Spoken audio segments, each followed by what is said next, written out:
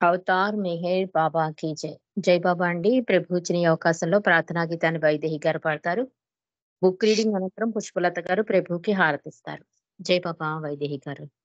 జై బాబా అండి. పుష్పలత గారు కూడా జై బాబా. జై అవతార్ బాబా అండి. మెహర్ జై బాబా అండి. అవతార్ మెహర్ బాబా की जय। नमो मेहरु बाबा अवतार नमो देव देवा। प्रभु नमो मेहरु बाबा अवतार नमो देव देवा। अपार दिव्या कृपा सागर अपार दिव्या कृपा सागर सकल चराचर जगदोद्धार नमो मेहरु बाबा अवतार नमो देव देवा। प्रभु नमो मेहरु बाबा अवतार नमो देव देवा। జోహారులివే శ్రీ మేరు బాబా మహిని జనించిన మానవ రూప ఇహ పరానంద జీవనమీవా భవ భయ భంజన పరమ పావన నమో మెహరు బాబా అవతార్ నమో దేవ దేవా। प्रभु नमो मेहरु बाबा अवतार नमो देव देवा। अज्ञानांधतనంతము చేసి దివ్య విజ్ఞాన దృష్టినో సంగి ఆరిషడ్వర్గములంతరింపగా అవ్యయ మోక్షంబనుగ్రహింపుము నమో మెహరు బాబా అవతార్ నమో దేవ దేవా। प्रभु नमो मेहरु बाबा अवतार नमो देव देवा। जय मेहर बाबा जय जय मेहर बाबा जय जय मेहर बाबा जय जय मेहर बाबा जय जय मेहर बाबा जय जय मेहर बाबा जय जय मेहर बाबा जय जय मेहर बाबा जय जय मेहर बाबा जय जय मेहर बाबा जय। అవతార్ మెహర్ బాబాకి జై। జై బాబా అమ్మ అందరికి జై బాబా అండి। జై బాబా వైదేహి గారు ప్రార్థనా గీతంతో ఈరోజు ఈ సహవాస్ ప్రారంభించినందుకు జై మెహర్ బాబా. బుక్ రీడింగ్ అనంతరం పుష్పలత గారు హారతిస్తారు. చల్లని నా స్వామి ఉమారాణి గారు సంకీర్తన చేస్తారు. జై బాబా అండి. మనం సత్య సంపద అనే పుస్తకంలోని 2వ భాగంలో పరిచయంలో ఉన్నాం. రుస్తుంబి పలహాటి ఈ 2వ భాగం రాయడానికి గల పరిస్థితుల గురించి మనకి వివరిస్తున్నాడు. అతనికి అనారోగ్య సమస్యలు చుట్టుముట్టాయి. బాల్నాటు ద్వారా అందరి ద్వారా తెలుసుకున్నా కూడా బాబా కల్లో కనిపించి ధైర్యం చెప్పినా కూడా ఇంకా సంశయం అలాగే ఉంది. ఈ అనారోగ్యం బాబా ఏ ప్రయోజనం కోసం నాకు ఇచ్చారు, ఈ సంశయంలోనే ఇంకా కొట్టుమిట్టాడుతున్నాడు రుస్తుం. ఒకసారి మళ్ళీ ఇలాగే బాధలు ఎక్కువైపోయాయి. బాబాకి కంప్లైంట్ ఇస్తాడు. ఇస్తే బాబా అంటారు, నీకు అసలు అర్థమవుతోందా, ఈ గుహల్లో ఉండి తాగలేక తినడానికి అన్నిటికీ ఫెసిలిటీస్ ఉన్నా కూడా వాళ్ళంతటా వాళ్ళు గుహల్లో ఉండి నా దర్శన భాగ్యం కోసం ఎన్నో త్యాగాలు చేస్తారు. కానీ నువ్వు ఇంకా ఇప్పుడు నేను ఇంకా తినలేకపోతున్నాను, నేను ఇంకా తాగలేకపోతున్నాను, నేను నిద్రపోలేకపోతు ఇలా నేనుతో నువ్వు అసలు నీ భాగ్యాన్నే నువ్వు తెలుసుకోలేకపోతున్నావు అని బాబా కలలో చెప్తారు రుస్తుంకి. నా పరిధిలోకి రాగలిగిన కొందరి భాగ్యవంతుల్లో నీవు ఒకడివి అని చెప్తున్నారు బాబా. అయినా కూడా నీకు అర్థం కావటం లేదు. అయినా కృతజ్ఞుడవై ఉండే బదులు నువ్వు తినలేకపోతున్నానని, తాగలేకపోతున్నానని, తిరగలేకపోతున్నానని ఫిర్యాదు చేస్తున్నావు. కానీ ఒక యోగి నా కోసం అవన్నీ ఇష్టాపూర్వకంగా వదులుకుంటాడు, ఇది గ్రహించు అని చెప్పారు బాబా. అప్పుడు రుస్తుం ఇంకా చాలా బాధపడిపోతాడు. కానీ బాబా నాకు ఒక దారి చూపించు, ఈ తీవ్రమైన శారీరక బాధలో ఉన్నాను, అంత అయోమయంలో ఉన్నాను, నేను సర్వము కోల్పోయి వాడిలా అయిపోతున్నాను, ఈ బాధలో మిమ్మల్ని స్మరించడం కూడా ఒక ఆటంకంగా మారిపోయింది అని చెప్తున్నాడు. అంటే బాధ ఎక్కువైన కొద్దీ హృదయం నుంచి పిలవడం కష్టమైపోతుంది. ఎందుకంటే మన దృష్టి, మన ఏకాగ్రత అంతా కూడా ఆ పెయిన్ మీద ఉంటుంది. కానీ బాబా ఏమంటున్నారంటే దాన్ని తక్కువగా, బాబాని ఎక్కువగా స్మరించు అని చెప్తున్నారు. అందుకని బాబా అంటున్నారు రుస్తుం తోటి, ఇదంతా కలలో, కలలో జరిగిన విషయమే చెప్తున్నాడు. బాబా చాలా ప్రేమతో రుస్తుంతో అంటున్నారు. "రుస్తుం, బాధలో, వేదనలో ఉన్నప్పుడు నన్ను స్మరిస్తేనే అవి తగ్గిపోతాయి.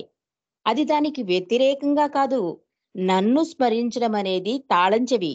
ఎందుకంటే అది నిన్నీ బాధల నుండి విడిపించడమే కాక, ఈ భ్రాంతిమయమైన మాయాబంధనాల నుండి కూడా నిన్ను మేల్కొల్పి విముక్తిని చేస్తుంది.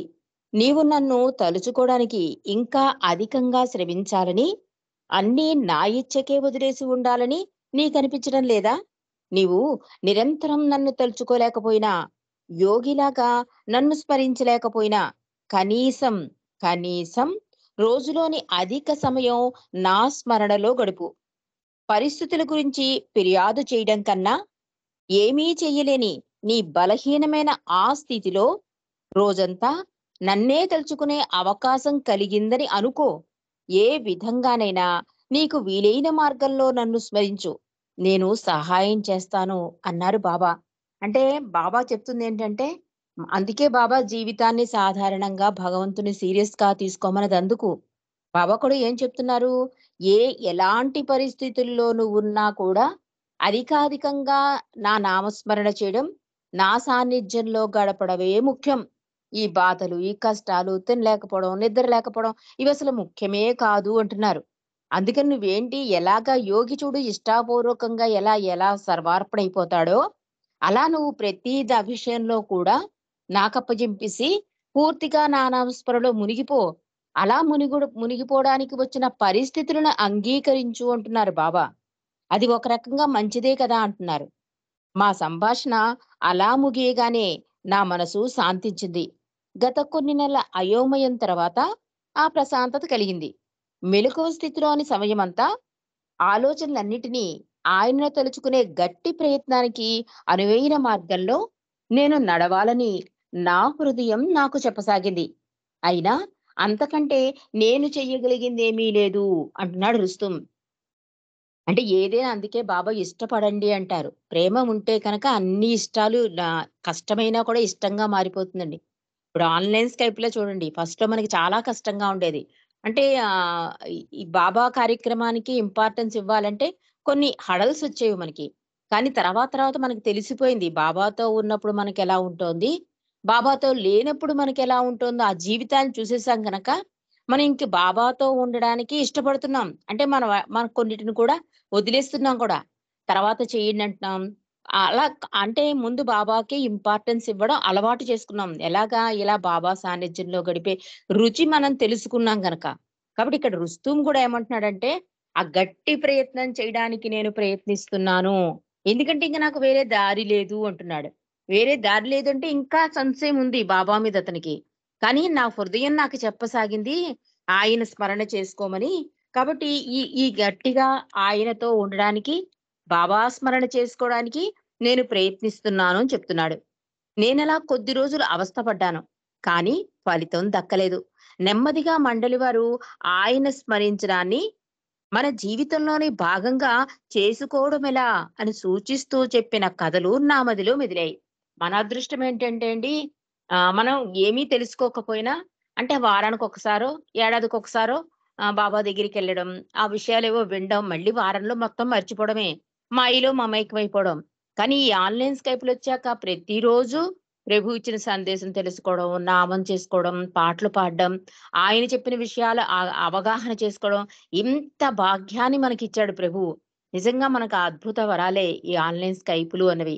మనం వాడుకున్నట్టు అసలు బాబా ప్రేమికులు వాడుకున్నట్టు ఎవరు వాడుకోలేదేమో కూడా ఈ స్కైప్ యాప్. ఇక్కడ ఈ రుస్తుం కూడా ఏం చెప్తున్నాడంటే, ఎంత నేను ఆయన స్మరణలో గడుపుదామన్నా, ఆయన నామం చేద్దామన్నా కూడా ఫలితం దక్కలేదు. అంటే ఫలితం ఏంటి? తన అనారోగ్యం తగ్గిపోవాలమాట. అనారోగ్యం తగ్గిపోతే ఇంకా బాగా బాబా సేవ చేసుకోగలనే మైండ్ సెట్‌లోనే ఉన్నాడు. కానీ ఈ మండలి వాళ్ళు చెప్పిన కథలున్నాయి. అవి అప్పుడు జ్ఞాపకం వచ్చాయి. అంటే జీవితంలో ఒక భాగంగా ఈ అనారోగ్యాన్ని కూడా జీవితంలో ఒక భాగంగా తీసుకోమని చెప్పే కథలు నాకు గుర్తుకొచ్చాయి అని చెప్తున్నాడు.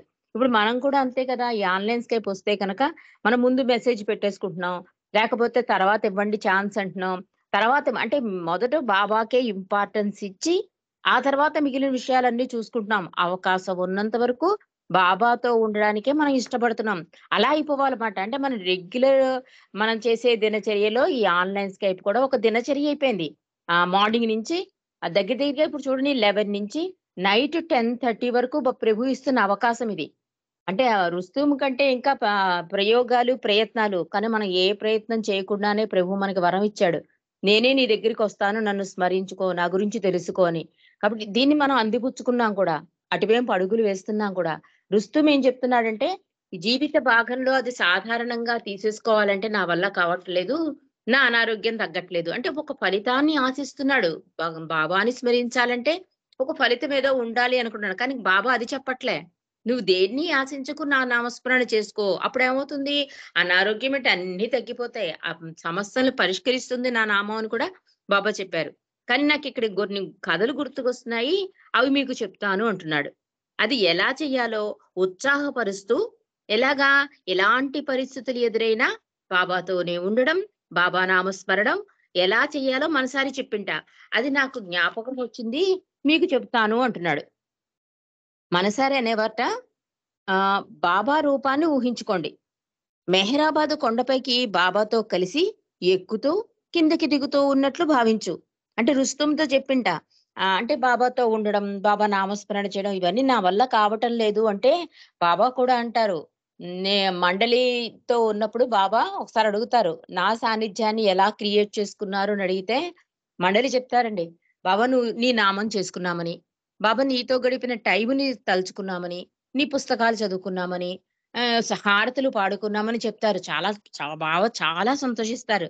అంటే మనమే క్రియేట్ చేసుకోవాలి ఆయన సాన్నిధ్యాన్ని. అందుకే మనసారి చెప్తోంది. ఏదో కలలో కనిపించేస్తే బాబా సాన్నిధ్యము అని అనుకుంటున్నాం కానీ దాన్ని నిరంతరం చెయ్యాలమాట. అందుకని మనసారి ఏమని చెప్తోందంటే రుస్తుంకి బాబా రూపాన్ని ఊహించుకో. మెహరాబాద్ కొండపైకి బాబాతో కలిసి ఎక్కుతూ, దిగుతూ ఉన్నట్లు భావించు.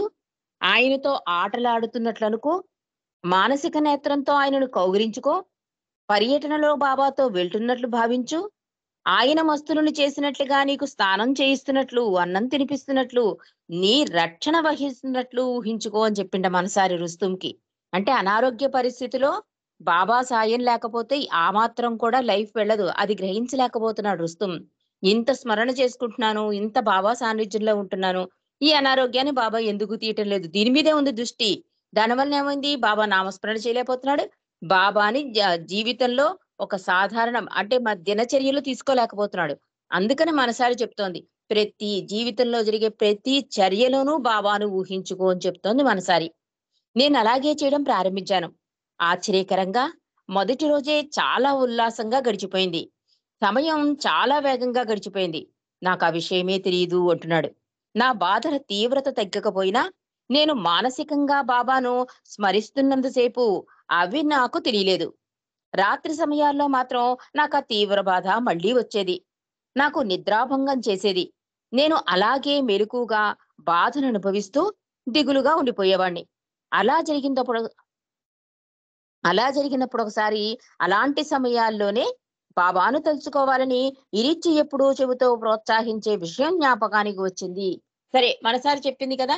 బాబాతో ఉన్నట్లుగా, బాబాయే స్నానం చేయిస్తున్నట్టు, బాబాయే అన్నం పెడుతున్నట్టు, అంటే పూర్తి రక్షణ బాబా వహిస్తున్నాడని మార్నింగ్ లేచిన దగ్గర నుంచి రాత్రి పడుకునే వరకు ఈ సాన్నిధ్యాన్ని క్రియేట్ చేసుకో అని చెప్పింది కదా! అది చేశాను నేను. నిజంగా మనసారి చెప్పినట్టుగా చేయడం వల్ల ఆ రోజు నాకెంతో ఉల్లాసంగా గడిచింది అంటోంది. అంటే ఒక్కసారి చూడండి ఒక పాట పాడినా, ఒక మాట విన్నా, ఒక ప్రార్థన చేసినా మనకి కూడా చాలా హుషారనిపిస్తుంది. బాబా ఏదో మనకేసే చూస్తున్నట్లు, బాబా ఏదో ఆశీస్సులిస్తున్నట్టు, మనని నడిపిస్తుంది బాబా. ఈ ఈ వ ఈ దాంట్లో ఉంటాను చూడండి ఈ ఆలోచనలో అది చాలా ఉల్లాసాన్ని కలిగిస్తుందని మనసారి చెప్పినట్లుగా మనకి కూడా ఇది అనుభవమే. కానీ ఇది నిరంతరం జరగాలి చెప్తారు బాబా. అలా అంటే నడిచేది, నడిపించేది నువ్వే తండ్రి అనే నిరంతర నామస్మరణలో మనం ఉంటే కనుక చాలా ఫాస్ట్‌గా గడిచిపోతుంది సమయం. నాకలాగే గడిచిందని చెప్తున్నాడు రుస్తుం. నాకా విషయమే తెలియలేదు. నా బాధల తీవ్రత కూడా తగ్గకపోయినా అంటే ఆ పెయిన్ అలాగే ఉంటోంది కానీ, నేను మానసికంగా బాబాను స్మరిస్తున్నంత సేపు ఆ బాధ గుర్తుకు రాలేదు అని చెప్తున్నాడు. కానీ రాత్రి వరకు చేశాడు. రాత్రి సమయాల్లో మళ్ళీ మొదలైపోయింది. నిద్ర పట్టలేదు. బాధ ఎక్కువైపోయింది. నేనలాగే మెలకువగా బాధను అనుభవిస్తూ దిగులుగా ఉండిపోయేవాడిని అంటున్నాడు. అలా జరిగినప్పుడు మార్నింగ్ సెక్షన్ అంతా మనసారి చెప్పింది చెప్తున్నాడు. మరి రాత్రి నిద్ర పట్టట్లేదు కదా! దీని గురించి ఇరిచ్ ఏం చెప్పాడో చెప్తాను అంటున్నాడు. ఇరిచి ఎప్పుడూ చెబుతూ ప్రోత్సహించే విషయానికి జ్ఞాపకానికొచ్చింది. బాసరాకి చెందిన యోగిని రబియ తన నిద్రను హరించి నిరంతరం తన ప్రభువునే స్మరించేలా చేయమని ఆయననెలా వేడుకునేదో ఇరిచ్చి మాకు చెప్పేవారు. తీవ్రమైన బాధ వల్ల నాకు నిద్రాభంగం కలిగినప్పుడల్లా నేను మానసికంగా బాబాను తలుచుకోవడం, ఆయన రూపాన్ని దర్శించడం, ఆయన నామాన్నే స్మరించడం ప్రారంభించేవాడిని. ఆ క్షణాలన్నీ నాకు ఉల్లాసంగానే గడిచిపోయేవి అని చెప్తున్నాడు రుస్తుం. అంటే బాసర రబియా మనకి తెలుసు కదా! ఆవిడ నిద్రలో కొన్ని క్షణాలు అంటే 24 అవర్స్‌లో దగ్గరగా ఒక 20 అవర్స్ భగవంతుని నామస్మరణలో గడిపిందండి. ఆవిడే నెక్స్ట్ జన్మలో సద్గురు బాబాజీ అని కూడా బాబా చెప్పారు. ఈ రబియాటండి ఒక్కసారి కునుకు పెట్టేసి నిద్ర పట్టేస్తే ఏడిచేసేదట. అందుకని భగవంతుని ప్రార్థన చేసేదట. "ఈ నిద్రను తీసేసుకో భగవంతుడా! ఆ సమయంలో కూడా నిన్ను మరిచిపోతున్నాను స్మరణ చేయడం. కాబట్టి నిద్ర అన్నది లేకుండా చెయ్యని స్మరించేట భగవంతుడికి." కాబట్టి అది చెప్పేవాడు ఇరిచ్ ఎప్పుడూ కూడా. నేను కూడా మానసికంగా బాబాని తలుచుకోవడం, ఆయన రూపాన్ని స్మరించడం, ఆయన నామాన్నే స్మరించడం ప్రారంభించానో, ఆ క్షణాలన్నీ చాలా ఉల్లాసంగా గడిచిపోయేవి నాకు అని చెప్తున్నాడు రుస్తుం.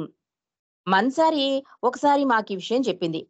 ప్రతి ఒక్కరి మనసు నిరంతరాయంగా వాగుతూనే ఉంటుంది. నిజమే కదా! ఇక్కడ ఇక్కడ ఈ పుస్తకం చదువుతున్నా ఇంకో ఆలోచన వచ్చేస్తా ఉంటుంది మనసుకి. అది సహజం అంటున్నారు. బాబా కూడా అదే అన్నారు.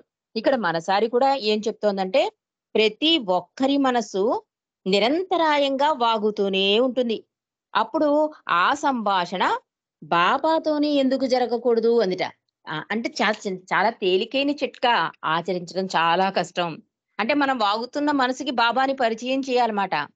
అందుకని ఆ సంభాషణని బాబాతోనే ఎందుకు జరగకూడదు? ఆయననే మీ మానసిక సంభాషణలోకి తీసుకుని వస్తే, అది మీరు ఆయనను నిరంతరం స్మరించుకునే మార్గమైపోతుంది. నేనా ప్రయత్నం కూడా చేశాను అంటున్నాడు రుస్తుం. దానివల్ల హృదయంలో కలిగిన ఆనందానుభూతికి నాకు ఆశ్చర్యం వేసింది. కొద్ది వారాల క్రితం నుండి నేను చాలా నిస్పృహకు లోనే ఉండగా, సమయం చాలా నెమ్మదిగా గడిస్తే, ఇప్పుడు నా అంతరంగంలో నుండి పెల్లిబికి వచ్చే సంతోషం అనుభవానికి వస్తుంటే, సమయం ఎలా పరిగెత్తి గడిచిపోతోందో నాకు తెలియనే లేదు. నిజంగా కరోనా సమయంలో చాలా మంది ఫోన్‌లు చేసేవారండి నాకు. ఎలా టైం గడుపుతున్నావు? బోర్ కొట్టేస్తోంది. ఎంతసేపు టీవీ చూస్తాం? ఎంతసేపు మాట్లాడతాం? అస్సలు టైం ఆగిపోయిందంటే, మనకి మాత్రం బాబా అద్భుత వరాన్ని ఈ ఆన్‌లైన్ స్కైప్‌లు ఇవ్వడం వల్ల 24 అవర్స్ కాదు, ఇంకో 24 అవర్స్ ఉంటే బావుండు రోజుకి అన్నట్టుగా గడిపాం మనం కరోనా టైంలో. అసలు టైం తెలియలేదు కూడా. అది ఏకాహాలు, సప్తాహాలు, 48 అవర్స్ అంటూ మెహర్‌వాణి చేసిన ఈ బాబాతో సాన్నిధ్యాన్ని మనం ఎంత బాగా అద్భుతంగా వాడుకున్నాం మనం. అంటే మనకసలు కాలం తెలిసేది కాదు. ఆ 7 రోజులు సప్తాహం అయిపోతే చాలా మంది ఏడ్చేసారు కూడా. ఇంకొంచెం కొన్ని రోజులు పొడిగించండి మెహర్‌వాణి గారు చాలా బావుంది అని. అంటే ఆ రుచి గనక మనం మరిగితే ఉదయ్ గారు చెప్పినట్లుగా అది మరిగితే కనుక ఇంక బాబాను వదలలేమండి. అది మనకి అలవాటైపోయింది. ఇప్పుడు స్కైప్ వెళ్ళిపోతుందంటే కూడా మనం తపన పొందుతున్నాం. ఇంకే సోర్స్ ఉందని అరుణ గారు తెగ ప్రయత్నం చేసేస్తున్నారు అరుణ గారు. అంటే ఎవరో ఒకళ్ళ ద్వారా మాట. మన ప్రయత్నం మనకి తపనున్నా కూడా మనం ప్రయత్నం చేయకపోయినా, బాబా ఇంకోళ్ళ ద్వారా ఆ సాధనాన్ని రెడీ చేసి పెట్టి ఉంచుంటాడు. కానీ మనం తపన చెందాలి. అయ్యో! ఇదెళ్ళిపోతే బాబాతో ఎలా ఉండాలి? మానేయకూడదు. స్కైప్ అయిపోయినా కూడా ఈ టైంలో బుక్ రీడింగ్ జరుగుతోందనుకోండి, ఆ ఆడియోలు వినడమో, లేతే మనమే బుక్ తీసి చదువుకోవడమో, లేతే పాటలు వినడమో, ఆ టైంని అలాగే వినియోగించుకోవాలి తప్ప, స్కైప్ లేదు కదా అని ఇంకో వైపుకి ప్రాపంచికం వైపుకి మనం మళ్ళకూడదు.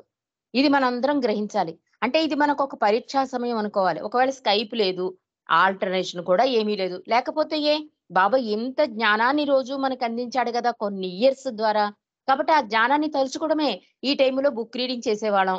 సత్య సంపదలో ఈ టైంలో ఈ సబ్జెక్ట్‌లో ఫలానాది మనం విన్నాం. ఆ బుక్ తీసి చదువుకోండి. అది కూడా నా సాన్నిధ్యమే అన్నారు బాబా. నా బుక్స్ చదువుకోవడం కూడా నా సాన్నిధ్యమే అన్నారు. ఇంతకన్నా ఏం కావాలి? ఒక ఆన్‌లైన్ స్కైప్‌లో చదివితేనే చదవడం కాదు. ఇది ఒక అలవాటు చేశాడు మనకి. మన దినచర్యలో ఒక భాగంగా ప్రభువు అలవాటు చేసిన ఈ చర్యని ఒకవేళ ఆ స్కైప్ లేకపోయినా, కరెంట్ లేకపోయినా, ఏం లేకపోయినా కూడా ఈ సమయాన్ని ప్రభువుకే మనం కేటాయించాలి. అది చెప్తున్నారు మనసారి ఇరిచ్చి కూడా. కాబట్టి భౌతికంగా నాలో ఏ మార్పు రాలేదు. అంటే బాధలు తగ్గలేదు. బాధ, బలహీనతలు ఎప్పటిలాగానే తీవ్రంగా ఉన్నాయి. అందుకే బాబా మిరాకిల్స్ చేయను అన్నది అందుకు. ఎందుకంటే బాబా చేసేయొచ్చు. అతని ఆరోగ్యాన్ని బాగు చేసేసి, ఆయన వర్క్ చేయించేసుకోవచ్చు. కానీ బాబా వచ్చింది దేనికంటే, ప్రతి ఆత్మని గమ్యం చేర్చడం కోసం. నా బాధ్యత అన్నాడు. అది నీకిష్టం లేకపోయినా సరే, ఈ ఆ కర్మ ఫలాన్ని నువ్వు అనుభవించేస్తే కనక, మళ్ళీ జన్మకి పాస్ ఆన్ అవ్వదు. ఇప్పుడు రుస్తుం ఈ బాధలు భరించేస్తే, నెక్స్ట్ జన్మకి ఆ బాధలు ఉండవండి. బాబాని అంత గట్టిగా ప్రేయర్ చేస్తున్నాడని బాబా కరిగిపోయి, ఆ బాధలన్నీ తీసేసాడనుకోండి, అతని ఆత్మ ప్రయాణానికి అది ఆటంకమైపోతుంది. ఆ కొన్ని సంస్కారాలు మళ్ళీ జన్మకి పాసానయ్యి, ఆ కర్మలు అనుభవించడానికి కొన్నేళ్ళు అతను జన్మించి మళ్ళీ మరణించవలసి ఉంటుంది. కాబట్టి ప్రతి ఆత్మ ప్రయాణం బాబాకి తెలుసు గనక, అందుకే నాతో అనుసంధానమై ఉండండి. ఊపిరి కన్నా నేను దగ్గరగా ఉన్నాను. నా నా సాన్నిధ్యంలోనే ఎక్కువ క్షణాలు గడపండి అన్నది ఎందుకంటే, అప్పుడు అవన్నీ కూడా సెకండరీ అయిపోతాయి. బాబాకే ఫస్ట్ ప్లేస్ ఇవ్వడం వలన ఇక్కడ చూసారు కదా! తనేం చెప్తున్నాడు? నా భౌతికంగా నాలో ఏ మార్పు రాలేదు. అంటే ఈ అనారోగ్యం ఏమీ తగ్గలేదు. ఇంకా ఎక్కువైంది అని చెప్తున్నాడు. ఆయన స్మరణలో ఉన్నా, ఆయన సాన్నిధ్యంలో గడిపినా, ఆయనే చేయిస్తున్నాడని చెప్పినా కూడా, నాకు ఈ భౌతిక బాధలలో మార్పు రాలేదు అని చెప్తున్నాడు రుస్తుం. అయినా నా హృదయంలోకి ప్రవహించే ఆనందపు మూలం గురించి విస్మయం కలిగేది.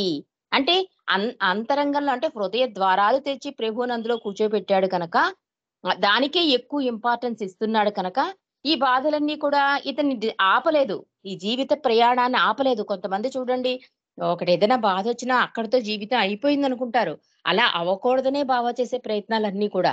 మనందరినీ మేలుకొలుపు అంటే అదే. మనం చిన్న బాధ కలిగితే జీవితం ఇంక అయిపోయింది అనుకుంటున్నాం. కాదు అంటున్నాడు తండ్రి. ఇదొక్కటే కాదు, జీవితం ఇంకా చాలా ముందుంది. అసలు గమ్యం, జీవిత లక్ష్యం, గమ్యం కూడా భగవంతుని ప్రేమించడం, భగవంతునిలో ఐక్యమవ్వడని ప్రతిసారి నేను చెప్పేది అదే అని కూడా బాబా చెప్తున్నారు. కాబట్టి ఇక్కడ రుస్తుం కూడా ఏమంటున్నాడు? ఎన్ని బాధలు పడ్డా, ఎన్ని చేసినా, నా హృదయంలో ఈ బాబా గురించి తలంపుంది చూసావా? అది మాత్రం నాకు విస్మయం కలిగిస్తోంది, ఆనందాన్నిస్తోంది అంటున్నాడు. అది విచిత్రంగా కనిపించవచ్చు.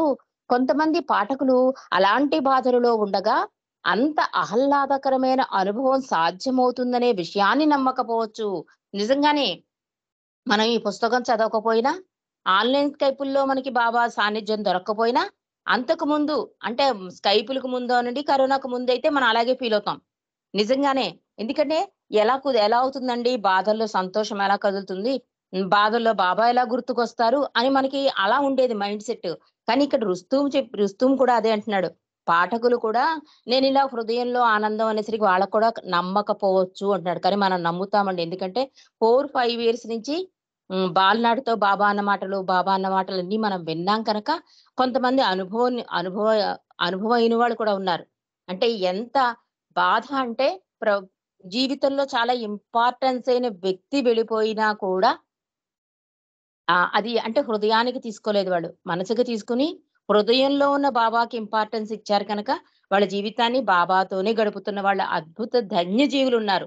నేను ఫర్ ఎగ్జాంపుల్ ఇప్పుడు చెప్పేస్తాను కూడా. ఎందుకంటే బాబా కూడా చాలా సంతోషదాయకంగా వాళ్ళకి మంచి ఆశీస్సులు ఇస్తూ ఉంటారు. వాళ్ళెవరంటే విజయ్ కుమార్ గారు, పుష్పలత గారు. అలాగా అంటే ఎంత ఇంపార్టెంటు కానీ తీసేసుకున్నాడు. ఓహో! ఆయన ఆయన వస్తువు కదా! ఆయన తీసేసుకున్నాడు. పురుషోద్దన్నట్లుగా ఆయన వాళ్ళమైపోయాక కన్ను తీసుకుంటేనే, కాళ్ళు తీసుకుంటేనే, ఏం తీసుకున్నా పర్వాలేదు ఆయనదయినప్పుడు నీదన్నది లేనప్పుడు అని.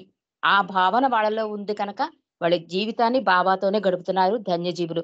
ఈ సందర్భంగా నేను ఎందుకు చెప్పాను అంటే, ప్రభువు సంతోషిస్తాడండి. అలాంటి వాళ్ళని తలుచుకొని ఆయన కాళ్ళనెగరేస్తాడు. ఎంత అద్భుతంగా ఇంత ఇంపార్టెన్స్ ఉన్న వ్యక్తులు తీసేసినా కూడా నాతోనే ఉన్నాడు కదా వీడు అని ఆయన చాలా సంతోషంగా ఒక ఒక విందు భోజనం తింటే మనం ఎలాగా తృప్తి పొందుతామో, అంటే ఇంక ఏ విషయంలోనూ తృప్తి పొందమండి. డబ్బిచ్చినా, ఏమిచ్చినా తృప్తి పొందం. అన్నం ఫుల్లుగా ఫుడ్ గనక దొరికితే మనం ఇంక చాలు అంటాం చూసారా? తృప్తి. అది తృప్తి. అలాంటి తృప్తి భగవంతుడు వీళ్ళ విషయంలో పడతాడండి. కాబట్టి బాబా కూడా అలాంటిదే కావాలంటున్నాడు. కాబట్టి ఇక్కడ ఈ రుస్తుం కూడా ఏమంటున్నాడంటే, నేను నిజాయితీగానే చెప్తున్నాను. నా హృదయంలో ఆనందం మాత్రం తగ్గలేదు. ఇది నమ్మకపోవచ్చు అని చెప్తున్నాడు. కానీ నాకలాంటి అనుభవం కలిగింది. నేను నిజాయితీతో చెబుతున్నాను. నేను బాబాను స్మరించుకోవడానికి ఎంత అధికమైన ప్రయత్నం చేశానో, అదే స్థాయిలో నాకు నా అంతరంగంలో సంతోషం కూడా కలిగింది. ఆయన కృపతో నేనలా చేయడం కొనసాగిస్తున్నాను. అంటే ఇంకెక్కువైపోయింది. ఎన్ని బాధలైనా రాని నిజాయితీగా నేను బాబాని స్మరించుకోవడం అధికమైపోయిందని చెప్తున్నాడు రుస్తుం. ప్రతి బాబా ప్రేమికుడు నిస్సందేహంగా ఆ మార్గంలో నడిచే గట్టి ప్రయత్నం చేయవచ్చని, దానితో బాబా స్మరణతో ప్రతి ఒక్కరూ ఆంతరిక ఆనందాన్ని పొందవచ్చని, అది ఏ రకమైన బాహ్య పరిస్థితులపై ఆధారపడి ఉండదని నా విశ్వాసం. అంటే ఈ నిరంతర నామస్మరణ, శ్వాస కన్నా దగ్గరగా ఉన్నాను, ఇవన్నీ బాబా ఊరికినే చెప్పలేదండి. మన జీవితంలో మనకి కలిగే బాధాకరమైన సమయాలలో మనం కనుక బాబాకే ఇంపార్టెన్స్ ఇస్తే, అప్పుడు ఆ భౌతిక బాధలు బాధలే కావు. బాబాకే ఇంపార్టెన్స్ ఇవ్వడం వలన, ఇది నా విశ్వాసంతో చెప్తున్నాను. ఇది ప్రతి ఒక్కరూ ఆచరించండి అని చెప్తున్నాడు రుస్తుం. ఈ మధ్యనే ఒక స్నేహితుడు నన్నిలా ప్రశ్నించాడు. నీకు బాబాను ఏదైనా కోరుకునే అవకాశం చిక్కితే మంచి ఆరోగ్యాన్ని ప్రసాదించమని కోరుకుంటావా అని అడిగాడు. లేదు కోరుకోను అని చెప్పాను. నేను మంచి ఆరోగ్యాన్ని అడగను. నా మనసులో అంతకంటే ఉన్నతమైనదొకటుంటుంది. అది ఏమై ఉంటుంది? నిరంతరం ఆయన్ని స్మరించుకోగలిగే వరం. ఆ స్మరణ ప్రేమభరిత హృదయం నుండి వెలువడిదై ఉండాలి. నేను ప్రేమపూర్వకంగా చేసే ఆ స్మరణలోనే ఉండగలిగితే, అప్పుడు ఎలాంటి పరిస్థితుల్లోనైనా నీవు సంతోషంగానే ఉండగలవు. నీ జీవితంలోని ప్రతి పరిస్థితి ఆయన ఇచ్చయే. మరి ఆయన ఇచ్చ అంటే మీ సంతోషమే కదా! అంతకంటే ఇంకా అధికంగా ఎవరైనా ఏమి కోరుకోగలరు అన్నట్ట. అంటే అసలైన స్థితికొచ్చేసాడు ఇంక రుస్తుం కూడా. అంటే ఎవరైనా బా నీకు బావ కనుక ప్రత్యక్షమైతే నీ ఆరోగ్యం గురించి తగ్గించమని అడుగుతావా అని అడిగితే అనారోగ్యం గురించి. అంటే అంటున్నాడు అస్సలు అడగను అంటున్నాడు. అసలు అడగను. ఎందుకంటే అసలేంది అడగవలసింది ఏంటి? అధికాధికంగా ఆయన స్మరణలో ఉండడం. ఆ స్మరణ కూడా ప్రేమతో. అంటే ఏ కంప్లెయింట్స్ లేకుండా అన్నమాట. నీ ఇచ్చ తండ్రి అన్నట్టు. ఆ ఫీజు చెప్పినట్లుగా ఏదైనా చేసుకొని నీ ఇచ్చ. కానీ ఈ స్మరణ ఉందే, ఇది మాత్రం ప్రేమతో ఏ కంప్లెయింట్ అంటే ఎందుకు? ఏమిటి? అనే ప్రశ్న లేకుండా బాబాని ప్రేమించడం అన్నమాట. ఏది ఆశించకుండా. ప్రేమంతే కదా! ఇవ్వడమే కదా! కాబట్టి తీసుకో. ఏది కావాలంటే అది తీసుకో తండ్రి అని ప్రేమపూర్వకంగా, నిజాయితీగా అంగీకరించడం. కాబట్టి ఇది ప్రతి వాళ్ళు చేయవచ్చు అని చెప్తున్నాడు. ఇది ఏమవుతుంది? ఆయన ఇచ్చయే కదా! ఆయన ఇచ్చిన నెరవేరుస్తున్నాము అంటే మనకి సంతోషం కదా! బాబా చాలా చెప్పారండి. పరోక్ష నింద వద్దు, నిస్వార్థ సేవ చెయ్యి, ఇతరుల సంతోషాన్ని కోరు, పోనీ మాట ద్వారా ఎవరిని బాధ పెట్టకు. ఇలా చాలా చెప్తారు బాబా. మనం బాబా ప్రేమికులుగా మనం వెళ్ళేది బాబా దగ్గరికే అని దృఢమైన విశ్వాసం మనకుందనుకోండి, మనం బాడీ వదిలేసాక బాబా దర్బారులో బాబా అడుగుతాడు. నేను ఇన్నిచ్చాను కదా! నువ్వు ఒక్కటేనా ఆచరించావా అని. అడుగుతాడు. అడగకుండా బాబా ఉండరు. మరి మనం సమాధానం ఇవ్వాలి కదా! తండ్రి నేను ఇది చేశాను అని చెప్పడానికి మన దగ్గర ఒకటుండాలండి. అది అది ఏదైనా తీసుకో అని చెప్తున్నాడు. అది కూడా ప్రేమే అని చెప్పారు బాబా. కానీ రుస్తుం ఏం చెప్తున్నాడిక్కడ? నాకు బాబాకి ఇవ్వాల్సిన వరం ఏంటంటే, ఎలాంటి పరిస్థితులున్నా కూడా నేను ఎక్కువ ఇంపార్టెన్స్ ఇచ్చేది ప్రేమగా నీ నామస్మరణ చేసుకునే భాగ్యాన్ని ఇమ్మని అడుగుతాను అని చెప్తున్నాడు. అది బాబా ఇచ్చా, నాకు సంతోషం అని చెప్తున్నాడు. ఈ వరంతో నీవు ఇక ఈ ఆటలో గెలుపొందినట్లే. మంచి ఆరోగ్యం ఎందుకు కోరుకోవాలి? ప్రతి ఒక్కరూ మరణించవలసిందే కదా! అనారోగ్యం అనేది మిమ్మల్ని తీసుకుని పోవడానికి మరణం. మరణం చూపించే ఒక సాకు మాత్రమే. అంతిమ విజయాన్నే ఇవ్వమని ఎందుకు అడగకూడదు? అంటూ రుస్తుము మణిజా చెప్పిన ఒక విషయాన్ని ఇలా చెప్తున్నాడు. మణి ఇలా చెప్పేది. నీవు దేనిని కోరకున్నా దానిని బాబా ఇస్తారు. నువ్వు దేనిని కోరుకున్నా దానిని బాబా ఇస్తారు. అలాంటప్పుడు ఏది పొందినట్లయితే ఏది పొందినట్లయితే ఇంక దేనిని ఎప్పుడు నీవడిగే అవసరం ఉండదో, అలాంటి దానినే ఎందుకు అడగవు? ఎంత అద్భుతంగా ఉందో! మళ్ళీ ఇంకొక్కసారి రిపీట్ చేస్తా. ఇది ఇక్కడితో అయిపోతుంది. అందుకని కానిచ్చేద్దామని నేను కంటిన్యూ చేస్తున్నాను టైం అయినా కూడా. ఈ మణి అంటుంటా, "నీవు దేనిని కోరుకున్నా దానిని బాబా ఇస్తారు. అలాంటప్పుడు ఏది పొందినట్లయితే ఇక దేనిని ఎప్పుడు నీవు అడిగే అవసరం ఉండదో." అంటే ఏదిని అడిగినా బాబా ఇస్తారు. కానీ ఏది పొందితే ఇంకెప్పుడు అడగవో అలాంటిది అడగొచ్చు కదా అంటోంది. మండలి వారు చెప్పిన ఏ కథలు నేను బాబాను తలుచుకోవడానికి, నా జీవితపు ప్రధానాంశంగా చేసుకోవడానికి దోహదపడ్డాయో అవి మీకు వినిపించదలుచుకున్నాను. మీరే చదువుకొనండి. ఇరిచ్చి ఎప్పుడూ చెబుతూ ఉండేవాడు. మొదట ఆయననే స్మరించండి. అదే ప్రధానం. బాబా స్మరణలో ఉంటూ రోజంతా మీరు ఏది చెయ్యదలుచుకుంటే అది చెయ్యండి అనేవాట ఇరిచి. అంటే బాలనాటు కూడా అంటాడు కదా! నీ దినచర్య రాసుకో. అందులో ఏది ముందు మొదలెడతావో మొదలెట్టు. కానీ ముందు బాబాని స్మరించు. బాబా నా చేత చేయించని గాని, బాబా నువ్వే చెయ్యని గాని, అలా స్మరించుకుంటే అది నీకసలు భారమే అవ్వదు అని చెప్పి బాలనాటు చెప్పాడు. ఇరిచి కూడా చెప్తున్నాడు. రుస్తుం కూడా ఏం చెప్తున్నాడంటే, ఈ అనుభవాలన్నీ ఉన్నాయి కదా! ఈ బాబాని తలుచుకోవడం అనుభవాలన్నీ మండలి ద్వారా నేను తెలుసుకున్నాను. అవన్నీ నెక్స్ట్ చాప్టర్‌లో వస్తాయి. చాలా చెప్పాడండి. మంచిదేదో బాబాకే తెలుసు. అంటే ఒక్కొక్క చాప్టర్ అన్నమాట. నిజమైన ధీరోదాత్తులెవరో, దివ్యేచ్ఛ, స్వతంత్రేచ్ఛ ఇలా చాలా చాప్టర్స్ మనకి మళ్ళీ ఈ రెండో భాగంలో అంటే ఇవన్నీ కూడా మన సమస్యకు ఒక మార్గాన్ని చూపిస్తుందని రామకృష్ణ గారన్నట్లుగా ఒక మార్గాన్ని మళ్ళీ చూపించడానికి రుస్తుము ప్రయత్నం చేసిన ఈ రెండో భాగంలోని ఆ చాప్టర్స్ అన్ని రేపు మళ్ళీ మనం కొనసాగిద్దామండి. అవతార్ మెహర్ బాబాకి జై. జై బాబా అండి.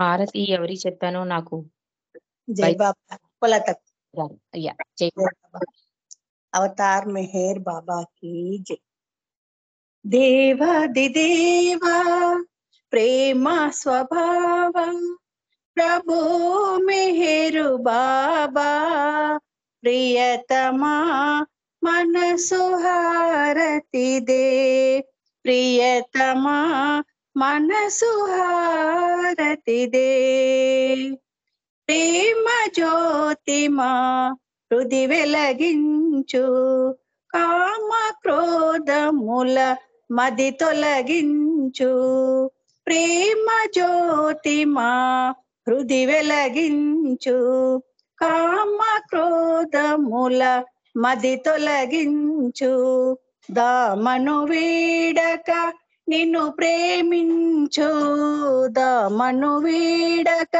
నిన్ను ప్రేమించు మము కరుణించవయ్యా ప్రియతమా మనసు హారతిదే ప్రియతమా మనసు హారతిదే నీ దివ్య నామమే మదిని స్మరించు నీ దివ్య రూపమే హృది తిలకించు నీ దివ్య నామమే మదిని స్మరించు నీ దివ్య రూపమే హృది తిలకించు నీ దివ్య పదములే ఆరాధించు నీ దివ్య పదములే ఆరాధించు మము కరుణించవయ్యా ప్రియతమా మనసు హారతిదే ప్రియతమా మనసు హారతిదే అహంకారము హారతి కాగా ఇహమే పరమై ప్రకాశించగా అహంకారము హారతి కాగా ఇహమే పరమై ప్రకాశించగా పాహి శరణు సయుజము పొందగా పాహి శరణు సయుజము పొందగా మము కరుణించవయ్యా ప్రియతమా మనసు హారతిదే ప్రియతమా మనసు హారతిదే దేవాది దేవా ప్రేమ స్వభావ ప్రభు మెహరు బాబా ప్రియతమా మనసు హారతిదే ప్రియతమా మనసు హారతిదే అవతార్ మెహర్ బాబా की जय జై బాబా రజని గారు థ్యాంక్ యూ